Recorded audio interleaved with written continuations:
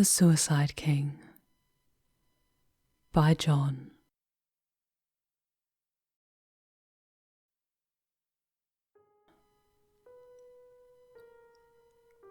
Modern playing cards are filled with layers of meaning and symbology that can be traced back centuries.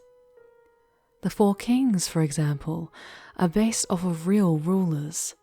The King of Diamonds represents the wealthy Julius Caesar. The King of Clubs is the brutal Alexander the Great. Spades represents the strong but kind David of Israel. And Hearts represents the emotionally disturbed, shall we say, Charles VII of France. It is this king that we will be dealing with today.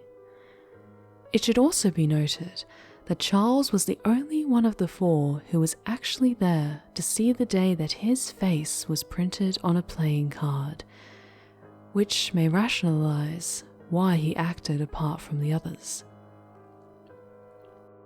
Charles's visage was put on the King of Hearts at the very beginning of his rule, but he never really got a chance to come into contact with playing cards until many years later, when he became very ill with a fever and was informed that he would be bedridden for the rest of his life. It was during this period that Charles began learning card games to pass the time, such as an early version of blackjack, 21, 21. Charles lay in his bed for 2 years, constantly fiddling with the cards and always getting weaker. As time continued to pass, there were reports that Charles had begun obsessing over the idea that the king being the 13th card in a suit was causing him bad luck. He talked about how he was starting to see the number pop up everywhere and that he was close to figuring out its secret. Of course, his ramblings were blamed on the fever, and by the end of the 2nd year, he had been declared insane, and his son, Louis XII, took over the throne. One day, several months after the end of his reign, one of Charles's physicians went to his chamber to find the frail old man standing in the middle of the room, wielding a large sword.